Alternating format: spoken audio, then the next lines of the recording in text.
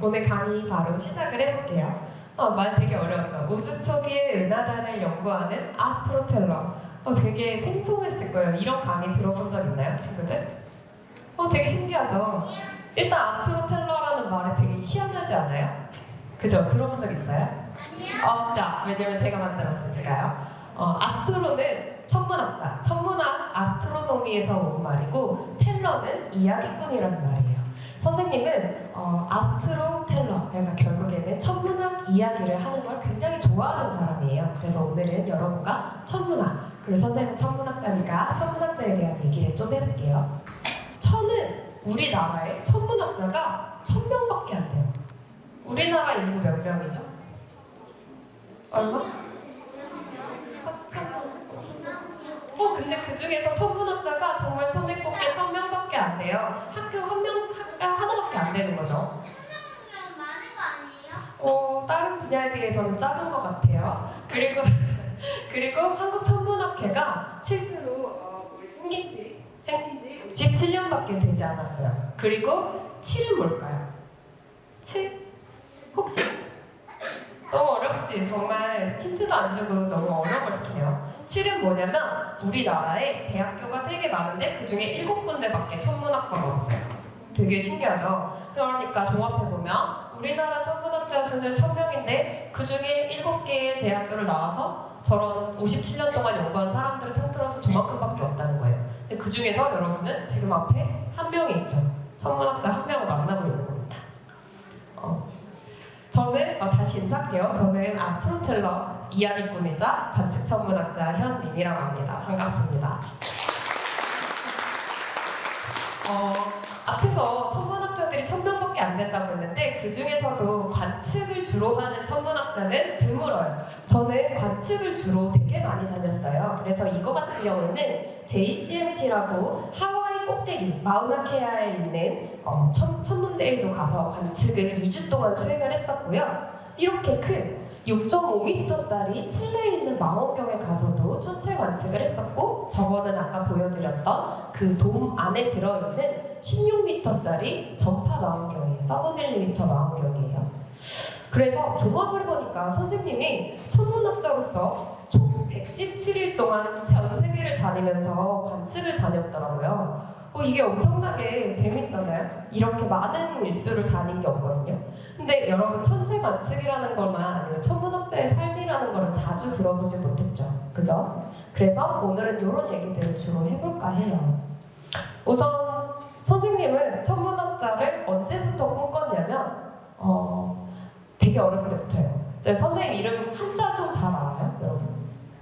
아니요, 몰라요. 선생님도 잘 몰라요. 선생님도 제 이름밖에 몰라요. 근데 선생님 이름을 쓰면은 이렇게 되는데 이 이름을 한자 특풀이로 하면은 거물형 하늘 민 기쁠 희예요.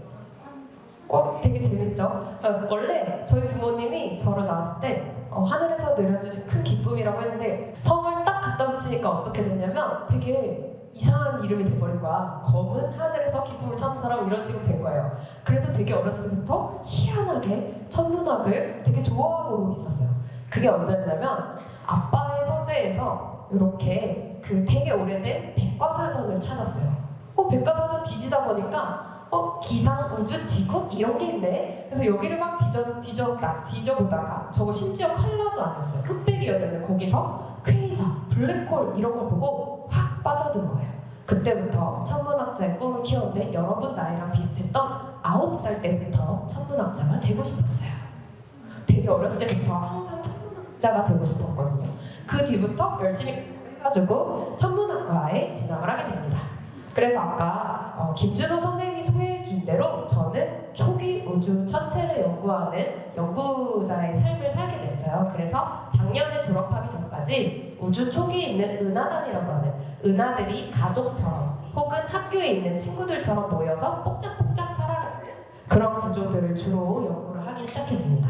그래서 초기 우주 천체 연구단에서 열심히 공부를 하고 지금은 한국천문연구원의 박사후 연구원으로서 또 다른 삶을 살고 있죠. 진짜 천문학자로서의 삶을 살게 되었습니다.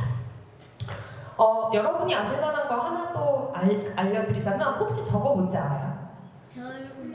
그래 저거 네이버 천체 포스터 되게 유명한데 저거 아는 친구들도 있을 거예요. 저런 것도 만들고 이렇게 여러분이랑 같이 면대면으로 얼굴 보면서 천문학 얘기하는 거 되게 좋아하는 사람이에요. 그래서 오늘 다시 이제 진짜 본론으로 들어와서 강연을 해달라고 하길래 무슨 얘기를 할까 정말 고민을 많이 했어요. 그냥 은하 얘기를 해도 되지 않을까? 은하단 얘기를 해도 되지 않을까? 근데 하고 싶은 얘기가 생겼어요. 저는 제가 디즈니를 엄청 좋아하는데 디즈니의 라이온킹을 정말 좋아하거든요. 근데 라이온킹 이건 뭐죠? 티몬이랑 푼바랑? 혹시 여러분 디즈니도 몰라요? 선생님과 나이 차이가 무지하게 많이 나나 보네. 그러겠죠? 알아요? 알아요. 너무 알아요. 이게 지금 이제 그 라이온킹의 사자와 멧돼지와 그 다음에 저거 뭐죠? 조그만 거 미어캣이 친하게 지내는 요게 바로 이상이라면 실제로 어때요? 실제로 사파리 가면 쟤네들이랑 친구가 할 수가 없어. 그래서 이상과 현실은 괴리감이 있다는 거예요. 천문학도 마찬가지야. 천문학자들도 실제로 사람들이 생각하는 건 저런 망원경을 막 가지고 가서 예쁜 하늘을 보고 이런 걸 상상하잖아요. 사실은 안 그래요. 천문학자들의 관측은 누구보다도 전투적이에요. 왜냐면 내 데이터와 논문을 위해서 열심히 치열하게 1분 1초를 수행을 해야 되니까. 그리고 천문학자, 뭔가 학자라고 하면은 이거 하얀 가운이랑 비슷하긴 한데 여기까지 오는 가운 입고 막 연구실에서 일할 것 같죠? 절대 안 그래요. 저희는 막 논문 이런 거 막 쌓아놓고 막 컴퓨터 앞에서 일하고 이런 게 거의 일상이에요. 그래서 여러분한테 천문학자는 도대체 어떻게 살고 있는가 이런 걸 얘기해주고 싶었어요. 그래서 오늘 진짜 천문학과 천문학자에 대한 이야기를 해보고자 합니다. 여러분 별자리 좋아해요? 네. 별자리 많이 알고 있어요? 네. 진짜 많이 알고 있네요. 근데 선생님은 별자리를 연구할까요? 아닐까요? 해요? 할까? 한다? 안 한다? 거의 안 한다가 조금 적네요. 사실은 별자리 연구하는 천문학자는 거의 없어요. 없다고 봐야 돼요. 별자리를 연구한다는 게 천문학이 아니라는. 별자리는 뭐냐면 그냥 옛날에 고대 사람들이 하늘에 있는 천체들을 구별하기 위해서 그 지역을 구별하기 위해서 동물의 모양을 따거나 물건의 모양을 따서 그 하늘을 잘 기억하게끔 위치를 기억하게끔 한 이정표랑 같은 거예요. 그렇기 때문에 별자리는 사실 물리적으로 별로 의미가 없기 때문에 천문학자들은 별자리를 공부하지 않아요. 연구하지 않아요. 그래서 여러분들처럼 저도 초등학교, 중학교 때 이런 별자리를 그냥 외우고 공부하기만 했죠. 그러면은 천문학은 그럼 대체 뭘 하는 학문일까? 선생님이 딱 한마디로 정의를 해보자면 빛으로 우리 지구 밖에 있는 먼 우주들에 대해서 연구할 수 있는 가장 인류의 오래된 학문이라고 얘기할 수 있어요. 자, 천문학이 가장 오래된 학문이라고 했어요. 천문학은 인류 역사상 미술과 함께 가장 오래된 학문이에요. 미술은 사람이 그냥 이렇게 끄적끄적 돌에도 새겨보고 바닥에도 새겨보고 이랬으니까 굉장히 오래됐겠죠. 근데 역시 천문학도 마찬가지예요. 이거 애니메이션 지나가구나. 자, 고대 사람들이 하늘, 그때는 게임기도 없었어, TV도 없었어. 밤에 어땠을까요? 별이랑 이렇게 밤하늘에 별이 쏟아질 것처럼 총총총총총 했을 거야. 그죠? 자, 그럼 이걸 보고 궁금해하는 사람들이 생겼어. 와, 저게 뭐지? 하늘에 뭐가 반짝여. 근데 어느 건 변하고 어느 건 안 변하는 거야. 너무 신기하겠죠? 그래서 어떤 그 호기심을 가진 사람들이 어떻게 했냐면 이거를 돌에다가 새겨놓기 시작했어요. 변화가 있다. 변화가 없다. 그래서 이거를 기록을 어디다 하냐면 돌에다가 이렇게 남겨둔다. 이게 뭐냐면 성혈이라고 해요. 별을 구멍 내서 새겨넣었다.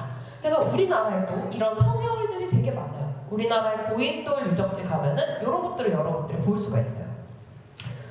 천문학에 대해서 한 번 더 얘기를 해보자. 아까 빛을 가지고 이용하는 학문이라고 했어요. 자, 그럼 선생님이 질문 하나 할게요. 자, 천체로부터 빛이 우주 공간을 날아서 지구에 있는 관측장에 도달할 거예요. 그러면 질문. 천문학자들은 모든 빛을 이용해서 연구를 할까요? 아니요. 아니에요? 아니다라고 생각하는 사람? 그러면 맞다고 생각하는 사람? 자, 정답은 뭐냐면 천문학자들은 사실 뒤에가 했네. 모든 빛을 사용해서 연구를 해요. 우리 눈에 보이는 거는 뭐죠? 빛의 영역을 뭐라고 하죠? 가시광이라고 해요. 가시광 이렇게 빨주노초 파남보라고 하는 이렇게 되는 우리 눈에 보이는 영역은 전체 빛의 영역에서 가장 일부분에 지나지 않아요. 하지만 자외선, 우리 피부 따끔따끔하죠? 햇빛에 오래 있으면 천문학에서 이용하고 또 적외선, 여러분 몸 따끈따끈하면 이게 왜 자꾸 넘어갈까요? 저는 안 건드렸는데. 자, 적외선도 이용을 하고 우리가 라디오 같은 영역도 이용을 하고 그다음에 그 자외선 이전에 뼈 부러졌을 때 병원 가서 촬영하는 X선 그리고 그거보다 더 에너지가 높은 감마선도 이용을 합니다. 그래서 실제로 다양한 우주, 이제 우리가 가시광으로 은하수를 이렇게 보면은 보통 이런 모습을 생각하는데 이런 다양한 전자기파 빛들을 이용해서 보면 정말 우주를 다양한 눈으로 볼 수가 있어요. 그래서 감마선, X선, 중적외선, 근적외선 보는 천체가 다르기 때문에 천문학자들마다 자기가 원하는 빛을 이용해서 연구를 하게 되는 거죠. 자, 그럼 천문학자. 그러면 이 천문학에 대해서는 알겠다. 빛을 이용해서 연구를 하는 학문이구나. 천문학자는 뭘 하는 사람일까요, 결국에? 별을 보는 사람. 그게 아주 사람들 많이 생각하는 거죠. 또? 블랙홀도 좋아요. 또 뭘 연구할까요? 빛을 관찰해요. 또? 하늘의 천체를 연구하는 사람. 너무 좋아. 하늘의 천체를 연구하는 사람 좋아요.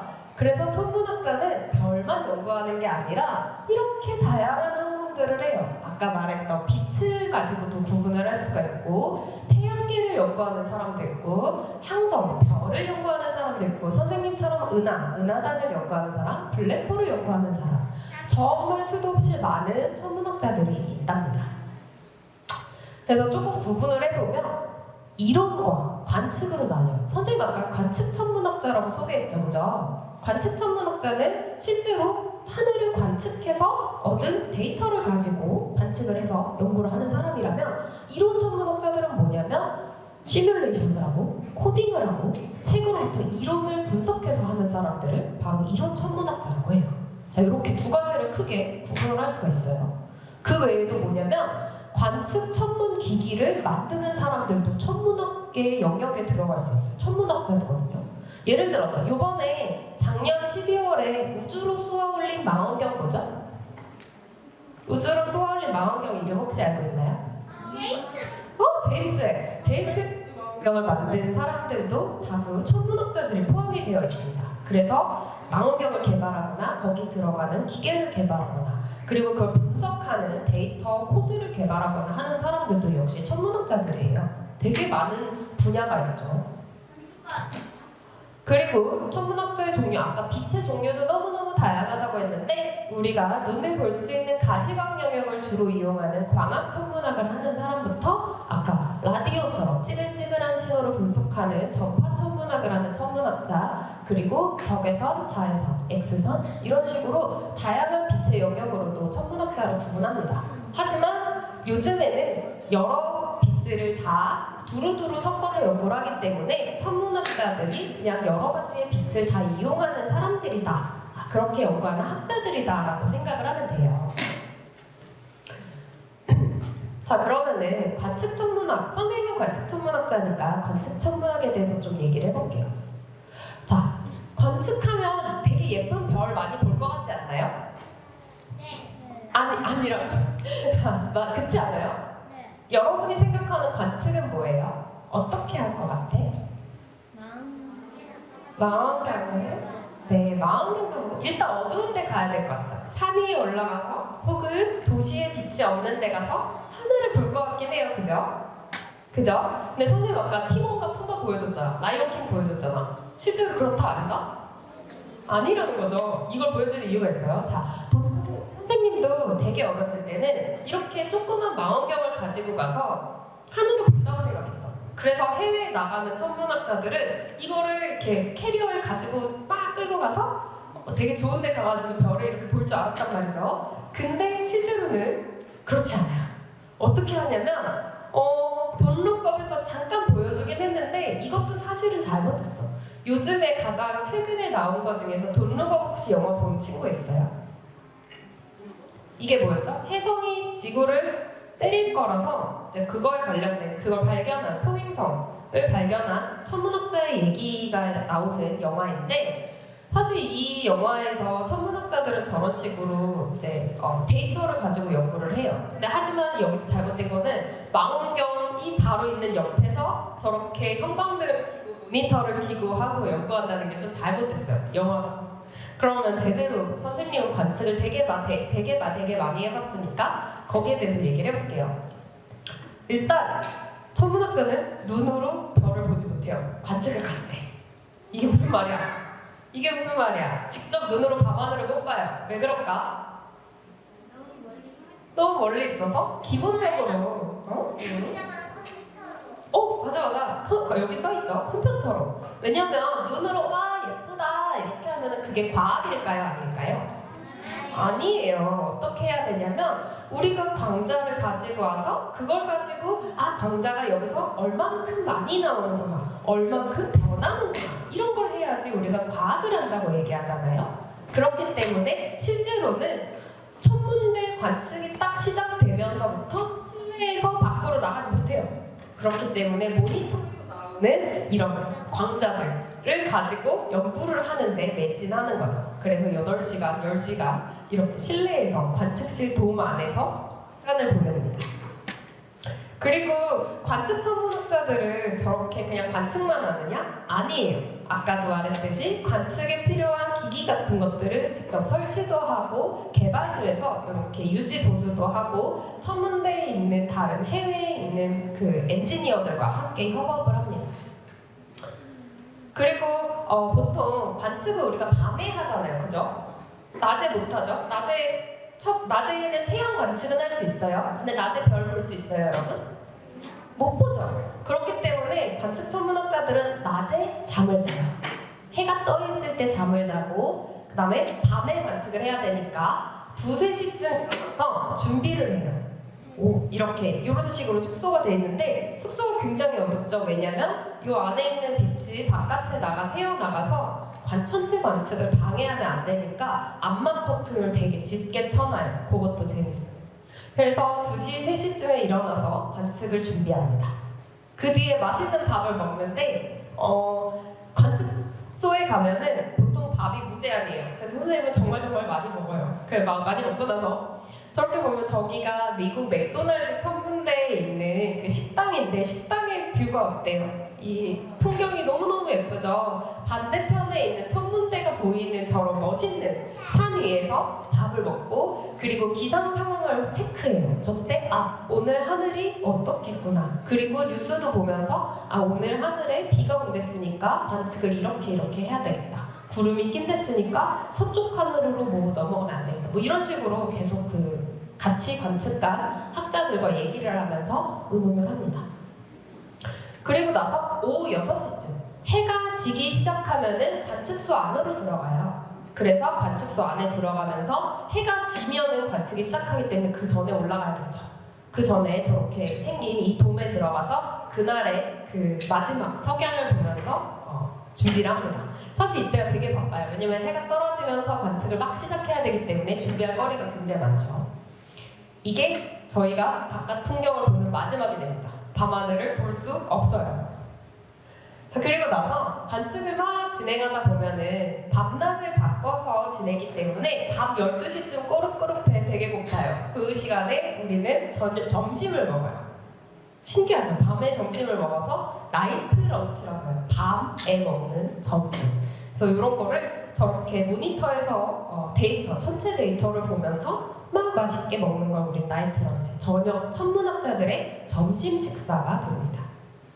자, 이렇게 먹고 나서 관측을 계속해야겠죠. 왜냐면 하늘에 있는 천체들은 계속 계속 우리 머리 위를 지나가니까 관측 진행하면서 새벽 3, 4시쯤에 사실 굉장히 피곤해요. 요때쯤에 선생님 꾸벅꾸벅 졸기도 하고 막 혀를 깨기도 하고 이렇게 하면서 잠을 버티고 어쨌거나 열심히 관측을 합니다. 그 뒤에 어떻게 되냐면 해가 떠오르면 이제 별들과 은하들을 볼 수가 없죠. 왜냐면 햇빛이 너무 강해지니까.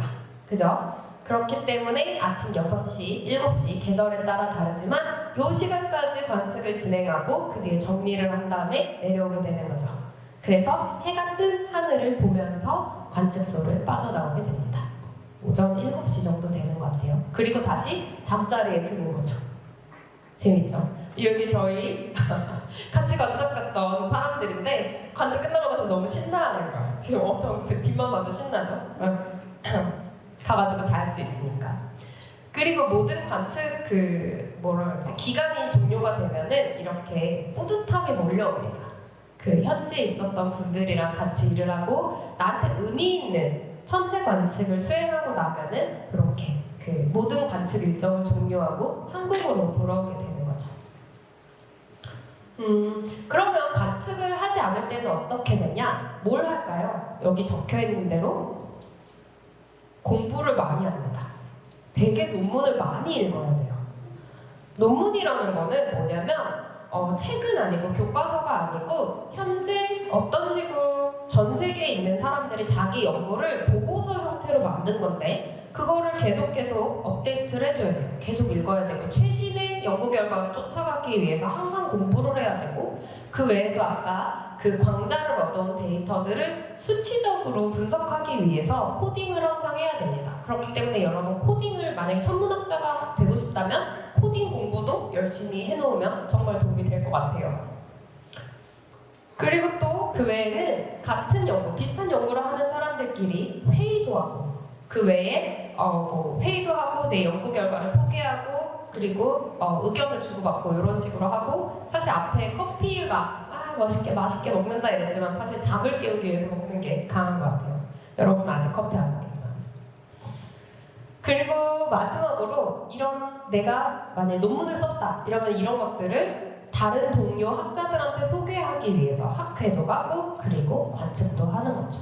그래서 좀 종합을 해보면 어떻게 되냐면 실제로 관측 천문학자라고 해서 1년 365일 내내 관측을 하는 게 아니라 한 5일 정도, 10일 정도 그것도 많이 하는 건데 5일에서 10일 정도만 관측을 한다고 하면 나머지는 데이터 처리를 하고 논문을 쓰고 공부를 하고 회의를 하는 데 쓴다는 거예요. 실제로 천문학자들이 눈으로 하늘을 보는 일은 생각보다 많지 않아서 슬프네요. 그죠? 그러면 천문학자가 되려면 어떻게 돼야 될까? 천문학자 혹시 하고 싶은 친구 있어요? 우와! 되게 우와, 우리나라의 천문학계가 무지하게 밝군요. 큰일 났네. 꼭 선생님과 나중에 만났으면 좋겠어요. 천문학자 되려면 어떻게 해야 하냐면 잘 알려줄게요. 아까 7이라는 숫자 기억해요? 네. 국내에 천문학자 학과 과정이 개설된 데가 서울대, 연세대, 세종대, 경희대, 충남대, 충북대, 경북대가 있어요. 네? 대구에도 있어요? 경북대 있어요. 경북대가 대구에 있죠. 대구 근처에 있죠. 네. 그 외에도 이제 물리학을 전공해서 대학원 과정을 갈 수도 있어요. 근데 여러분 공부를 진짜 수학과 물리를 진짜 잘해야 돼요. 수학이랑 물리랑 영어를 정말 잘해야 돼서 실제로 천문학이라고 해서 별자리만 외워서 끝나는 게 아니라 이런 식으로 유체역학, 양자역학, 우주론 이런 걸 배워요. 그렇기 때문에 천문학을 하려면 여러분 지금부터 물리와 수학을 열심히 해야 됩니다. 이렇게 천문학자를 꿈꾸는 친구들에게 어려운 거를 얘기해주고 있네요. 자, 그럼 선생님이 천문학자로서 그럼 필요한 게 뭐가 있을까? 천문학자가 되기 위해서 자, 일단 체력이 좋아야 된다. 왜냐면 관측도 다녀야 되고 공부도 열심히 해야 되고 맨날 일도 많이 해야 되니까. 그리고 앉아서 일을 하는 일이 많기 때문에 엉덩이가 좀 무거워야 된다. 이런 생각을 했었고 그리고 일단은 선생님도 되게 우주를 사랑하고 우주에 대해서 궁금했기 때문에 호기심이 되게 많았어요. 어렸을 때부터. 이런 것도 있고 그 다음에 여러 사람들과 천문대에 가서도 혹은 학회에 가서도 내 연구를 소개하고 같이 일해볼래 혹은 내 연구에 이런 거를 도와줄래 해야 되니까 사교성이 좋아야 된다. 그리고 사람들과 얘기를 해야 되니까 영어도 물론 잘해야 되고요. 수학, 물리, 아까 얘기했고요. 되게 많은 것들이 필요해요. 근데 그 중에서도 제일 중요한 게 뭘까요? 사랑하는 마음. 오, 너무 정답이야. 자, 우주를 사랑하는 마음이랑 새로운 걸 알고 싶어하는 지적 호기심이 아무래도 가장 중요하겠죠. 선생님 정말 아까 9살 때부터 꿈꿔왔을 때부터 지금까지 저런 마음으로 공부를 해왔던 것 같아요. 자, 이제 거의 끝나가니까 관측 천문학이 처음 시작된 게 1609년에 갈릴레오 갈릴레이가 그때 당시에 처음 만들어졌던 망원경을 가지고 금성의 위성 변화나 목성의 위성들을 관측하고 달의 크레이터를 관측하면서 실제로 시작이 됐어요. 망원경으로 보는 관측 천문학의 시대가 이때 시작했죠. 근데 지금 몇 년도죠? 2022년. 저거 뭐죠? 지금 저 오른쪽에 있는 거? 네, 제임스 웹 우주망원경. 작년 12월 25일에 우주로 쏘아 올려진 인류의 차세대 우주망원경인데요. 저 망원경과 요 지금 1609년의 망원경, 2022년의 최첨단의 망원경의 차이가 엄청나죠. 조그만 망원경에서 우주로 쏘아 올려진 6.5m의 망원경으로 크게 발전했어요. 자, 갈릴레오 갈릴레이가 1609년에 망원경을 가지고 하늘을 바라본 거는 정말 호기심 때문이었어요. 달이 정말 이렇게 동그란 구형일까? 그 안에 모양이 맨들맨들하게 생겼을까? 실제로 보니까 그렇지 않고 되게 많이 운석 충돌구가 보였다는 거죠. 결국에는 하늘을 바라보는 호기심으로부터 시작해서 지금까지 올 수 있다. 이거 무슨 사진이죠? 알고 있나요? 은하수? 아니야? 별자리? 별자리는 아닌데 뭐 별자리가 있을 수도 있어요.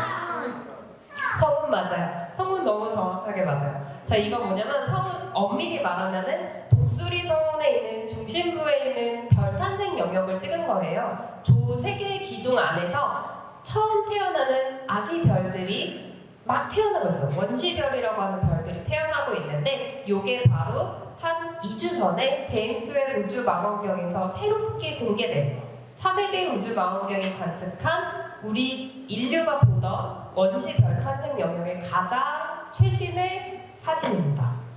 대단하죠? 아까 갈릴레오 갈릴레이가 손으로 그려놨던 이런 관측에서 이제는 인류는 이렇게 예쁜 이렇게 많은 별들과 세밀한 구조를 볼 수 있는 관측 천문학의 세계로 넘어왔어요.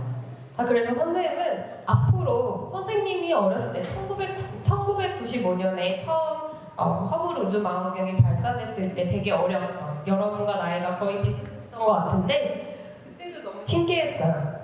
근데 앞으로 우리 인류가 여러분이 이 제임스 웹 우주 망원경의 데이터를 보고 자라날 세대니까 앞으로 관측하게 될 우주가 정말 기대가 됩니다. 그래서 선생님은 지금 오늘 여기까지 천문학 얘기를 좀 해봤는데요. 천문학 이야기랑 천문학자 이야기를 해봤는데 아까 선생님 얘기했듯이 선생님은 얘기하는 거 되게 좋아해요. 그래서 조금 관심 있는 분들은 네이버에서 천문학 천일야화 하면 천문학과 관련된 되게 다양한 웃긴 이야기들도 많아요. 이런 거 봐도 되고 유튜브에서 과학하고 앉아있네 하면은 더 재밌는 천문학 이야기를 들을 수 있습니다. 오늘 강의 여기까지고 이제 질문 받아보도록 할게요. 감사합니다.